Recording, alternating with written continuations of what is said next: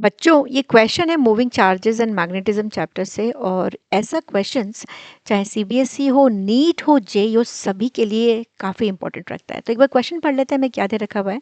A coil in the shape of an equilateral triangle of side L is suspended between the pole pieces of a permanent magnet such that vector B, which is magnetic field, is in the plane of the coil. If due to a current I in the triangle, a torque tau x on it, the side L of the triangle is, and these are the options. इस question में ना हम पहले draw कर लेते हैं step by step क्या क्या हमको दे रखा हुआ है। ठीक है, तो एक हमें एक इक्विलेटरल ट्रायंगल दे रखा हुआ है, एक कॉइल दे रखा है जिसका शेप क्या है, इक्विलेटरल ट्रायंगल।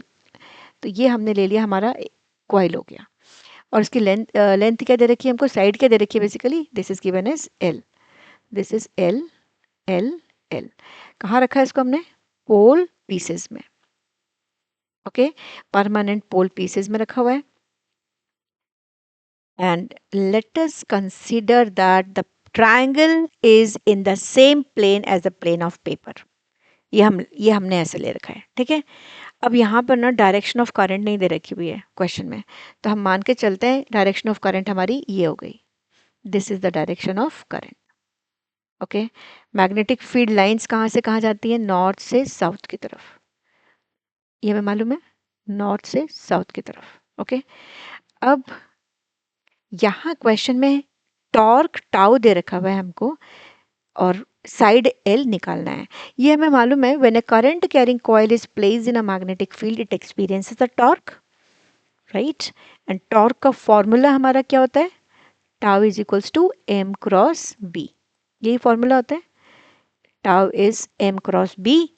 और यहाँ पर हम जब एम और बी को खोलते हैं तो हमारा आता है एम बी साइन थीटा। ये टॉर्क हो गया। यहाँ पर एम क्या है, हमारा मैग्नेटिक मोमेंट, और बी क्या है यहाँ पर, मैग्नेटिक फील्ड। ओके, तो जब मैं मैग्नेटिक मोमेंट की बात कर रही हूँ तो मैग्नेटिक मोमेंट हमारा होता है M is equals to I into A. ये मैग्नेटिक मोमेंट होता है। ठीक है, इसको मैग्नेटिक मोमेंट बोलते हैं हम। और इस मैग्नेटिक मोमेंट में आई तो करंट है, A is the area of the loop. Coil चाहे सर्कुलर हो, स्क्वायर हो या ट्रायंगुलर हो, मैग्नेटिक मोमेंट हमेशा करंट इनटू एरिया एनक्लोज होता है, ये हमें मालूम है। यहाँ पर इक्विलेटरल ट्रायंगल है तो हमें ट्रायंगल की एरिया निकालना पड़ेगा। तो ऐसे को ये जो क्वेश्चन है ना, यहाँ पर टॉर्क का फॉर्मूला तो सबको याद रहता है, लेकिन जब हम एरिया की बात करते हैं ना, ट्रायंगल का एरिया यहाँ पर कहाँ से निकलेगा, ये थोड़ा सा ध्यान रखना है। ठीक है, तो यहाँ हम कर लेते हैं, पहले इस क्वेश्चन को आगे बढ़ते हैं। M equal to I into A. अब इसी वैल्यू को मैं इस वाली एक्सप्रेशन, टॉर्क के एक्सप्रेशन में सब्स्टिट्यूट करती हूँ। तो यहाँ पर एम की जगह पर हमारा क्या आ जाएगा, आई, फिर ए, और आएगा फिर बी साइन थीटा। अब जब हम टॉर्क यहाँ पर देख रहे हैं, मैग्नेटिक मोमेंट की डायरेक्शन हमारी कैसे निकलेगी, तो मैग्नेटिक मोमेंट की डायरेक्शन जो होगी वो हम कैसे निकाल सकते हैं, राइट हैंड रूल से। उसको निकालने के लिए हम क्या करेंगे, सबसे पहले जो अपना राइट हैंड है ना, राइट हैंड की फिंगर्स को कर्ल कर लेते हैं।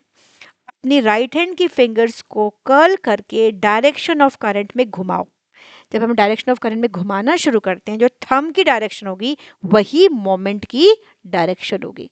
तो यहाँ पर आप देख रहे हो थंब हमारा अपवर्ड है। ठीक है, तो ये थीटा कितना हो जाएगा, यहाँ पर थीटा विल बी 90 डिग्री। ठीक है, तो ये थीटा हमारा 90 डिग्री हो गया। अब यहाँ पर इसको थीटा को 90 डिग्री लिख लेते हैं। तो साइन 90 कितना हो जाएगा, 1। तो यहाँ पर हमें मालूम है साइन 90 डिग्री हमारा हो गया 1।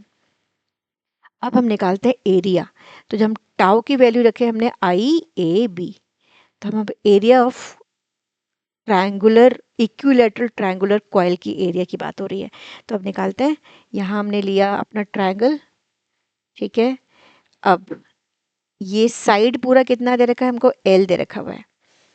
इक्विलेटरल ट्रायंगल है, अंडरस्टूड है, एंगल हर एक एंगल 60 डिग्री हो गया। ठीक है, तो एरिया का फॉर्मूला क्या होता है, what is the area of a triangle, this is half into base into height, यही होता है। तो ये तो पूरा हमारा जो हो गया, ये पूरा हमारा बेस हो गया एल, ये हमारा हाइट है जो हमें निकालना है।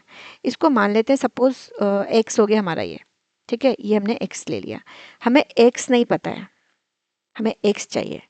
तो इस x को निकालने के लिए देखो यहाँ पर ना, ये 60 डिग्री, ये छोटा सा जो हमारे को पार्ट दिख रहा है ना, ये वाला, मैं इस पार्ट की बात कर रही हूँ।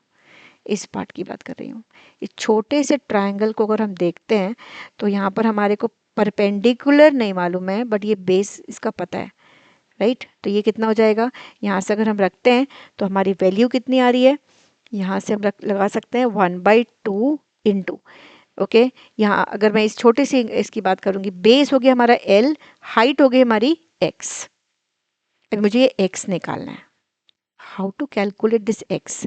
x निकालने के लिए मैं यूज़ करने वाली हूँ tan 60 degree, which is perpendicular divided by this base, and what is this way base, l/2।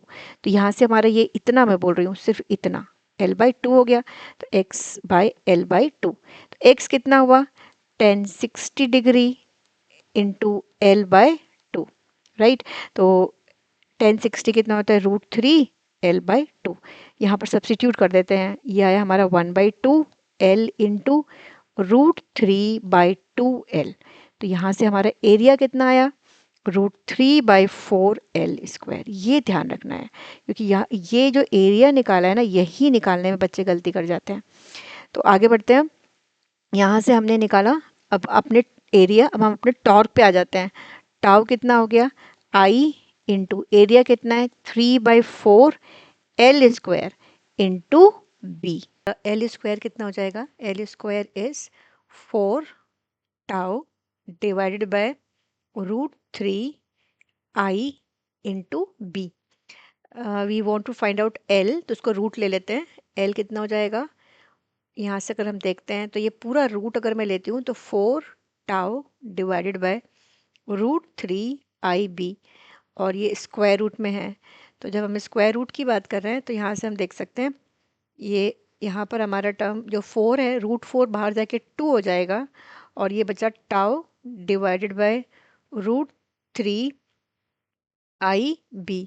और ये अगर हम पूरा टर्म को हम पावर में 1/2 ले लेते हैं, okay. So we can write this as power 1/2, okay. तो एक सेकेंड, इसको 1/2 पावर ले लेते हैं, and if we check our option, तो दिस ऑप्शन 1 इज 2/√3, नहीं ये तो नहीं है हमारा, बी वाला जो है this is the correct option. So we can say that the correct option is the B. I hope the concept is clear to everyone.